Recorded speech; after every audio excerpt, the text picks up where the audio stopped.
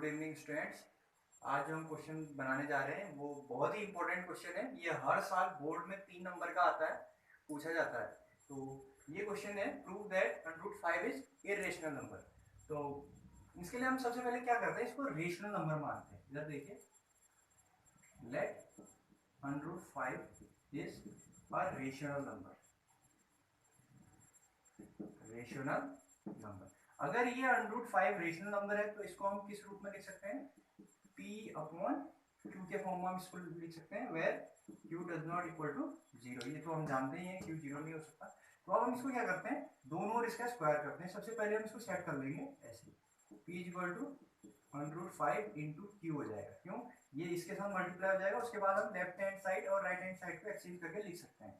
तो ऐसे हम इसको लिख सकते हैं। उसके बाद हम करेंगे स्क्वायरिंग बोथ साइड, यानी कि दोनों ओर वर्ग करने पर जब हम दोनों ओर इसका स्क्वायर करते हैं तो हमें मिल जाता है p² equal to 5 into q²। इसको हम इक्वेशन नंबर 1 मान लेते हैं क्योंकि आगे ये हमारे काम आएगा। तो इससे ये क्लियर है, या हम इसको ऐसे भी लिख सकते हैं q² equal to p² upon 5, ऐसा भी हम लिख सकते हैं इसको। तो इससे ये क्लियर है कि hence it is clear that p² is divided by 5। p² इससे डिवाइड हो जाएगा 5 से, so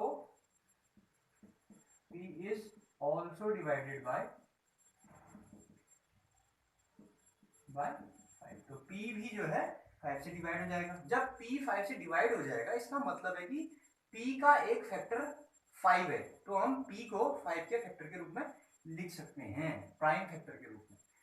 then p can be written as 5 into कोई और नंबर होगा इसके साथ। p जो है 5 के प्राइम फैक्टर के रूप में होगा, यानी कि 5 तो होगा ही होगा, उसके साथ कुछ और भी होगा। तो हम इसको 5 के ऐसे हम लिख सकते हैं। तो वो दूसरा जो नंबर है वो 8, तो यहाँ पर हो गया। अब हम इसका फिर से स्क्वायर करेंगे दोनों ओर, तो देन ये हो जाएगा, दोनों ओर फिर से स्क्वायर करने पर ये हो जाएगा 5 इंटू आर होल स्क्वायर। तो ये हो जाएगा p² equal to 25 into r²। तो अब हम जानते हैं p² इक्वल टू कितना है, 5 इंटू q²। तो यहाँ रख देंगे, तो यहाँ पे हमने क्या रख दिया, पुट द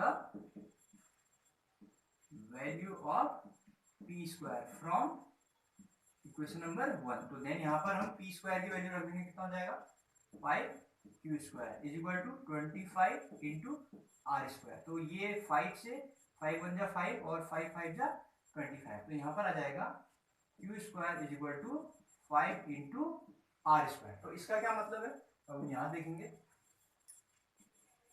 देखिए हमारे पास आ गया है q² is equal to 5 into r², यानी कि अब हमें ये है, इसको हम क्या लिख सकते हैं, r² equal to q² upon 5। तो इससे हमको क्या मिलता है, जैसे देखो इधर हमने क्या मिला, p² अपॉन 5, यानी कि p² को 5 डिवाइड कर रहा है। तो सेम ऐसे ही यहाँ पर 5 q² को भी क्या कर रहा है, डिवाइड कर रहा है। सो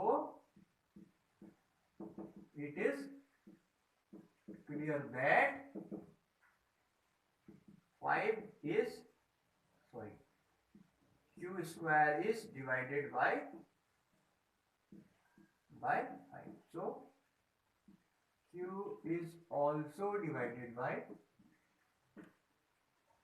5। तो q 5 से भी डिवाइड हो जाएगा।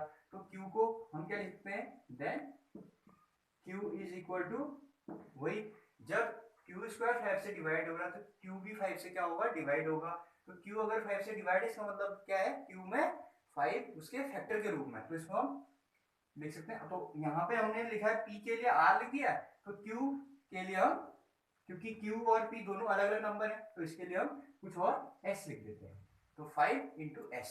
तो अब हम सीधे देख रहे हैं equation number 2 and equation number 3। हमने क्या देखा, p और q दोनों में 5 क्या एक फैक्टर के रूप में है। p और q दोनों में 5, ये देखो 5 यहाँ भी है और 5 p के फैक्टर में भी है। तो इसका मतलब है, ऐसा केवल किस में होता है, ऐसा केवल रेशनल नंबर में होता है, जबकि ऐसा केवल इरेशनल नंबर रेशनल नंबर में होता है। तो यहाँ पर हमको एक क्लियर है, तो देन देखिए then 5 is a common factor in P and Q। यहाँ देखिए Q में भी 5 है, Q के प्राइम फैक्टर में, और P के प्राइम फैक्टर में भी 5 है, जबकि ऐसा नहीं होना चाहिए इसके लिए। तो हेंस